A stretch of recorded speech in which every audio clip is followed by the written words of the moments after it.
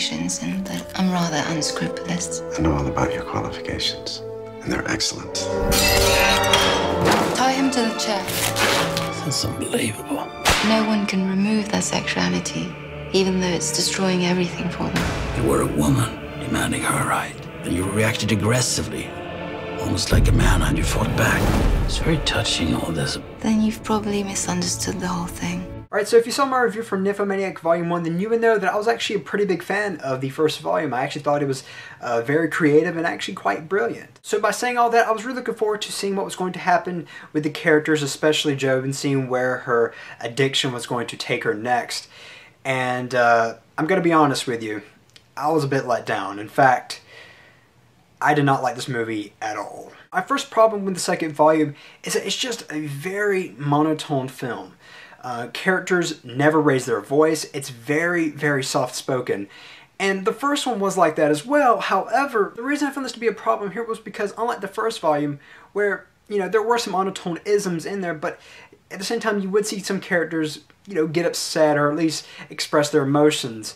You don't see any of that here. There's a segment in the movie where the narrative is fast-forwarded 3 years. So it goes from Stacey Martin to Charlotte Gainsbourg. And instead of looking like she aged 3 years, it looks like she just aged 20 years. And that's a problem in itself.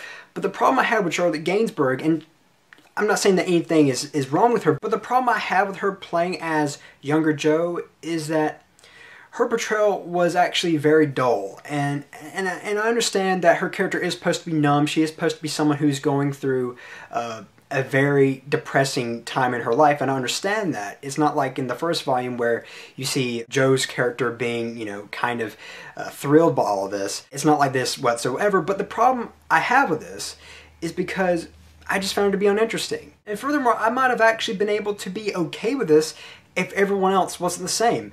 People who are not even nymphomaniacs, people who are not even suffering from any kind of addiction whatsoever, are just as dull and boring. And another thing I want to say about characters, since I am on the subject, is that none of the characters are likable. And that's fine. I can watch a movie with unlikable characters, but you have to make them interesting. You have to intrigue me in some sort of way.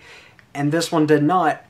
And furthermore, some of the character motives just don't make sense at all. There's a character decision in this film that completely and utterly diminishes an entire character. And I read this IMDb comment basically deciphering what exactly Lars von Trier was perhaps trying to do. And if this is exactly what he was implying, then I have to say that Lars von Trier has a very black heart.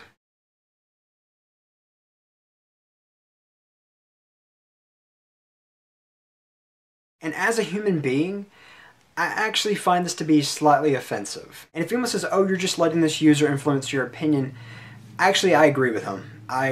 I see exactly why he said that, because I was kind of thinking the same thing. But what is perhaps the biggest problem I have with Nymphomaniac Volume 2 is that it's a film that tries way, way too hard to be shocking and obscure just for the pure hell of it. There is a BDSM sequence that goes on for far too long. I mean, there's an entire chapter devoted to this sequence. These scenes really don't serve any other purpose than just for Lars von Trier to just be weird and just say, hey, get down with it because I'm weird. I mean, honestly, I actually kind of get the feeling that perhaps Lars von Trier was getting off on all these scenes. I mean, that's how self-indulgent these scenes felt to me. And furthermore, these scenes, and in fact this entire film, didn't offer anything that I didn't already know or anything really thought-provoking, unlike the first film did. Overall, Nymphomaniac Volume 2 lacks creative nuances that made the first installment so great, so brilliant, and Nymphomaniac Volume 2, it kind of implodes on itself. It's a bit of a mess in my personal opinion. So with all that said, I'm going to give Nymphomaniac Volume 2 a low 2 out of 5. If you're someone who did enjoy the first installment, then I actually would recommend seeing this because you might actually like it. As for me, I kind of actually hate it. So with all that said, I'm Colyn Kirkland, and thank you so much for watching.